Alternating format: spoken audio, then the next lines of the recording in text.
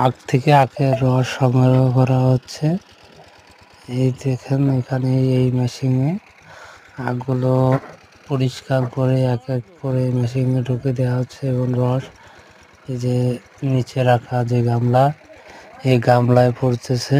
এই গামলার থেকে রস নিয়ে একটি চুলায় দেওয়া হবে।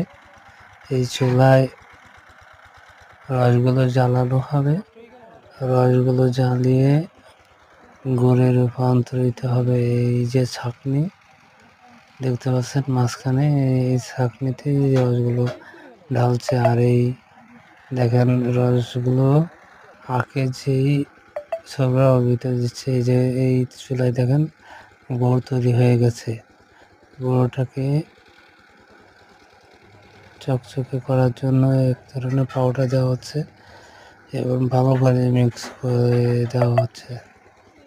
আর এই দেখেন এই গুড়গুলো তৈরি হয়ে গেছে অলরেডি, বীজ মারা হয়ে গেছে। আর এগুলো একটি হাঁড়ি বা ভাঁড়ে করে বাজারজাত করা হবে।